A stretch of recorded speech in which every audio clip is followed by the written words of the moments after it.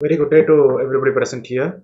So in this class of object-oriented programming, we are going to discuss about stream classes, stream errors, and about the disk file input operating process with the streams. Then we discuss about the file pointers, about the error handling in the file input output with the member function.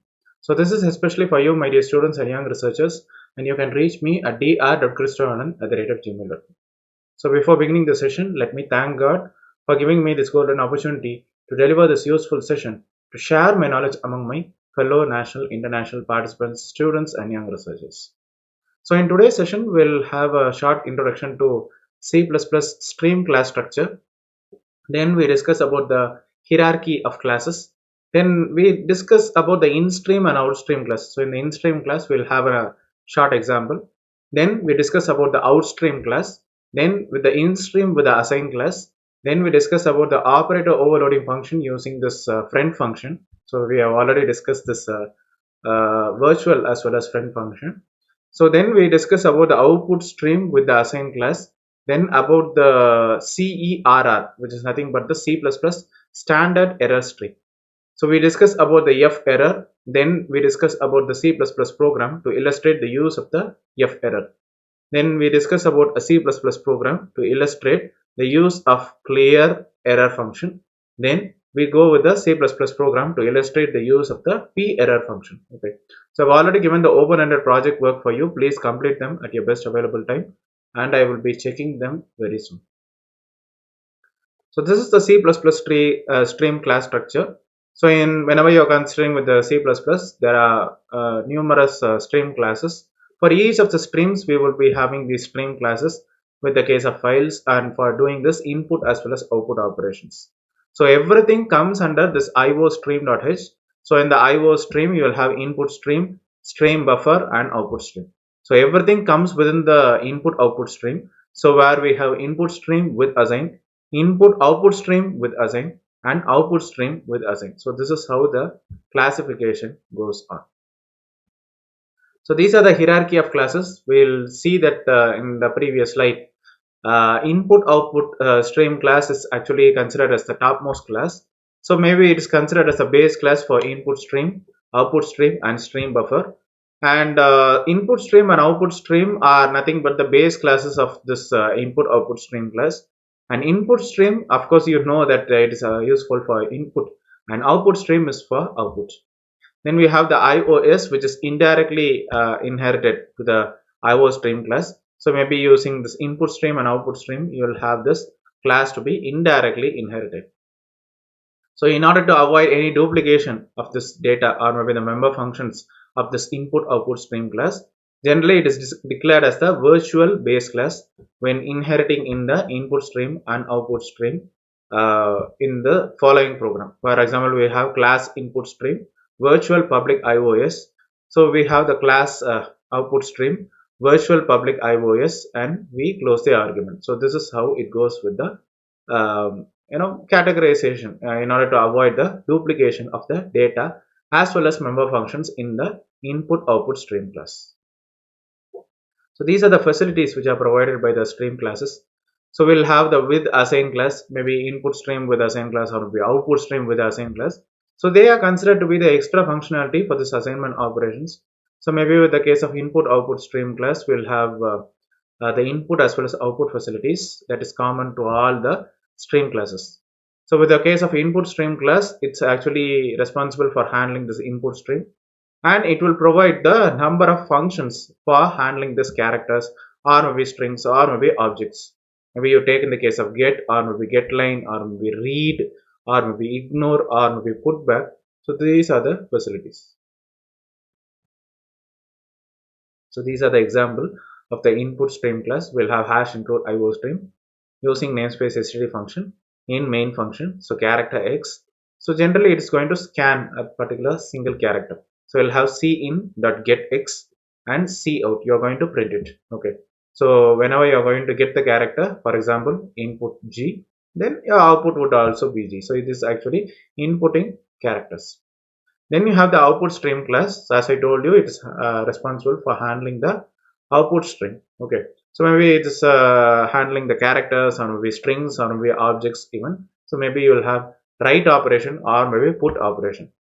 For example, in the C++ program, you'll have hash include IOStream using namespace std function int main function. So you have character x, okay, and then you're going to scan a single character. So cin.getX. Now, in order to put this single character as an output onto the screen, so you have cout.putx. Okay, so maybe when you are going to execute this, whenever you are inputting a character called g, then you are going to output by using this cout.putx. You are going to get the output as g. Then you have the input output stream. So as I told you, both the input as well as output operations are handled in this input stream class as well as output stream class. So it is going to provide function of both the input stream class and output stream class for handling the characters, strings and objects. Maybe like get or maybe get line or maybe read or maybe ignore or maybe put back, put, write function and so on. So you have hash include IOStream using namespace std function, int main function. So you have the function display, which is going to have the n count of the character from the array. So you have cout.write object for object. Okay. So this you are going to specify object for object just 5. Okay. So if you are going to specify 5, it is going to take only the 5 characters. Okay. So O, B, J, E, C. Okay. So it's going to take only 5, so the output is actually object. Okay, so you can also go with this input stream with assign class even. So this class is actually variant of the input stream class that is going to allow the object assignment. So in the object we'll have this predefined object which is cin. It is considered as the object of the class, so it is reassigned at the execution or maybe runtime to a different input stream object.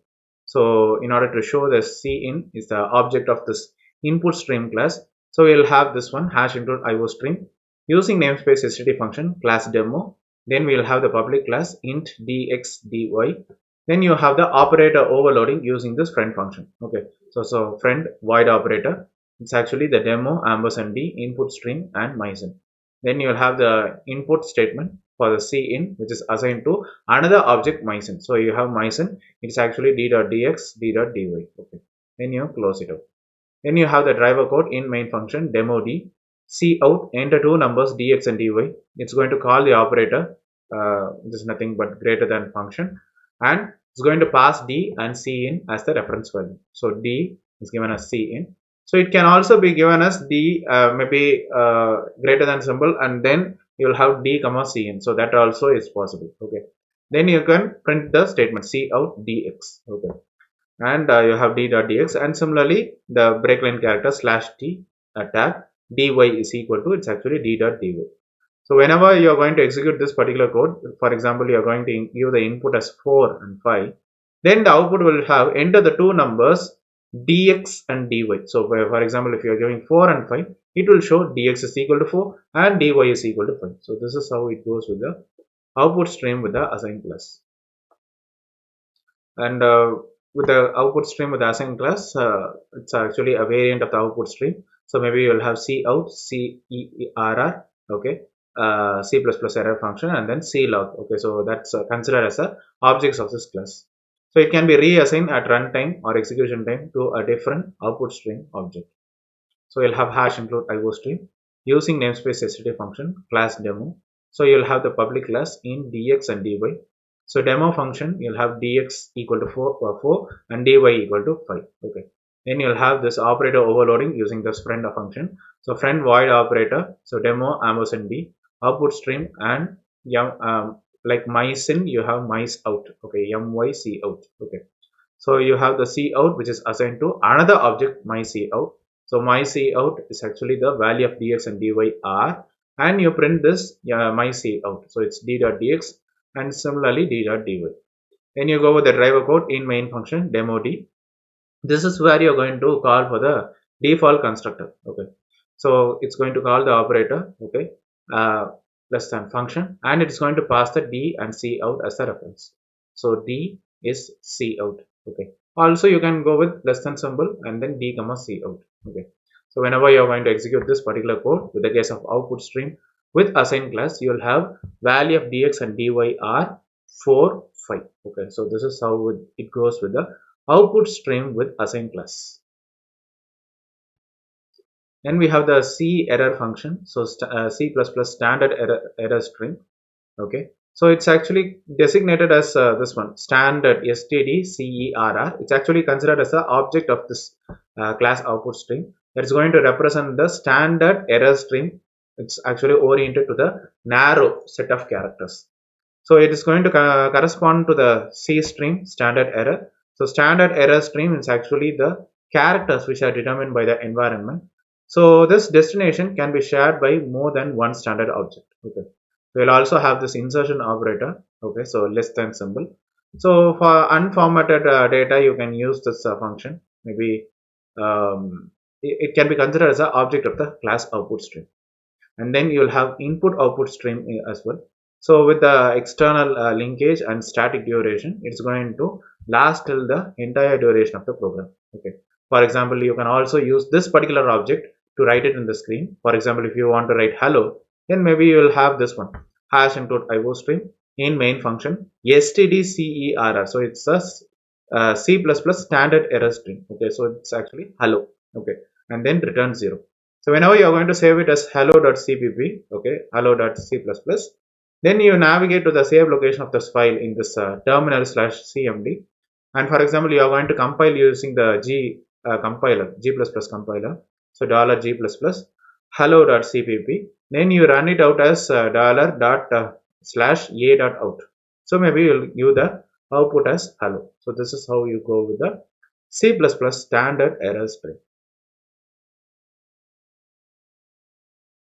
And you will also have error handling function during the file operations. So maybe error can also arise maybe when you are trying to read a file beyond the indicator, or maybe when you are trying to read a file that actually does not exist, or maybe when you are trying to use a file that has not been opened. Okay, or maybe you try to use a file in an appropriate manner or mode, that is actually writing data to a file that has been opened for reading. So that, for example, it's a readable file and you write it, so that also happens. And when you try to write to a file that is actually write protected, so it's actually a only read only file, so that also is possible. So maybe failure to check for these errors may actually result in an abnormal error, okay, an unchecked error. So that actually results in the termination of the program, or maybe it will produce a incorrect output. Okay, so in order to go with the error handling, we go with the F error.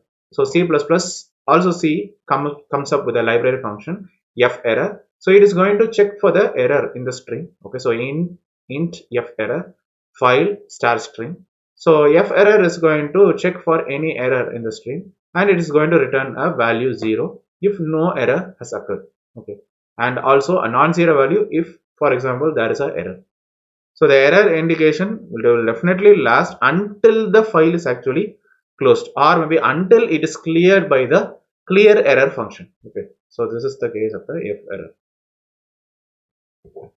So this is the C++ program to illustrate the use of F error. So C++ program to illustrate the use of F error, we will have hash include bits/stdc++.h driver code. So you have in main function. So file star fp.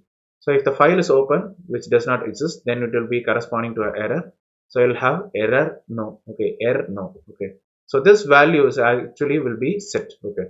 So character int I fp is equal to f open object for object dot txt, and then you will have w. Okay. So if fp is equal to null, then you will have the function printf. The file could not be opened. Then you go with the exit. Then printf function provide feedback on this article. So f gets feedback 100 std in. So for I equal to 0, I less than feedback of I plus plus. Then you go with the f put c, that's printing the feedback. Okay, feedback of I fp.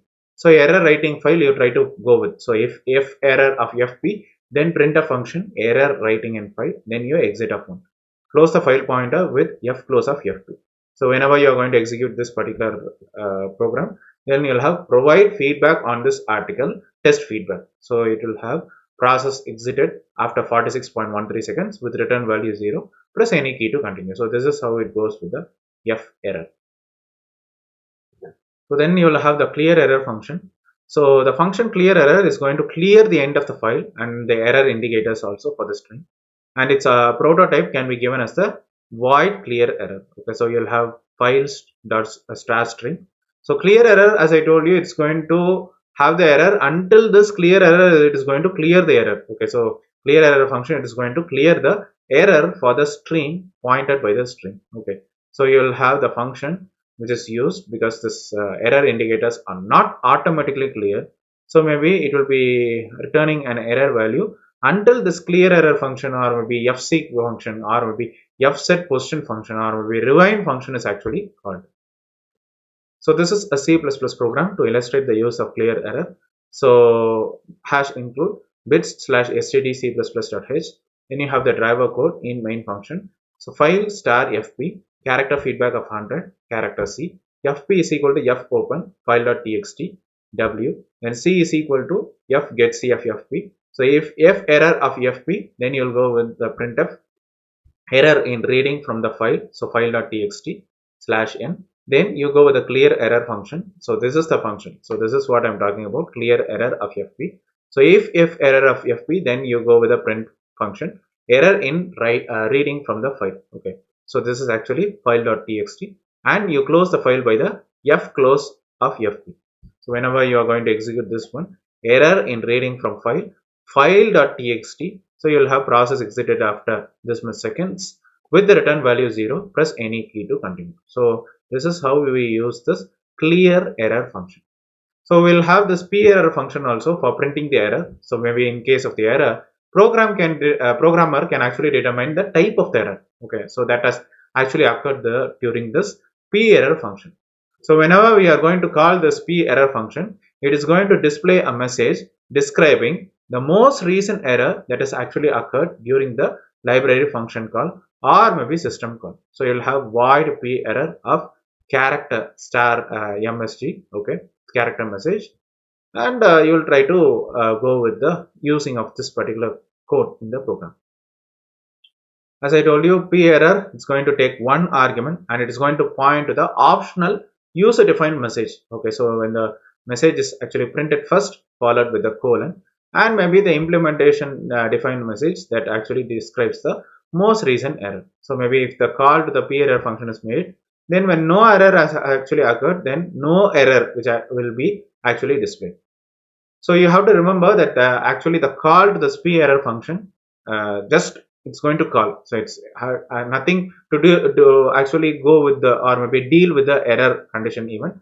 So it's actually entirely dependent on the program to take up the necessary action. So p error is not going to take any action, but it is going to display that it is an error. Okay.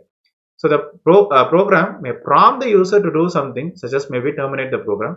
So the program's activities actually will be defined with this error no function. So that will be actually determining the nature of the error.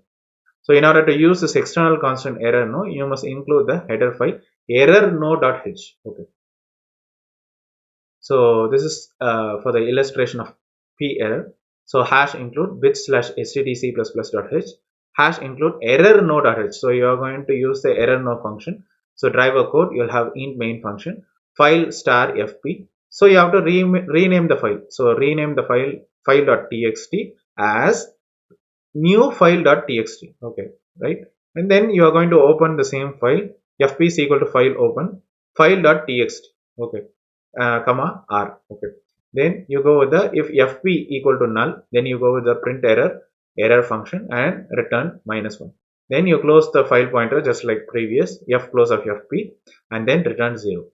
So whenever you are going to execute, it will show the error no such file or directory and process exited after this much seconds with return value this much and press any key to continue. So this is how you are going to go with the identification of the printing of the error. So just remember these words. Don't expect others to do all the work. Just say to yourself, I have to initiate. I am entirely responsible. I am the sole one and I have to give my own promotion. So whatever may be the code, whatever may be the project that you are trying to develop, let it be an application oriented project and let it be useful for the society that you are serving with. And definitely at any point of time, You might be caught up in a situation like this, so never ever give up at any point in your life. Imagine this image any at any situation. Okay, thank you.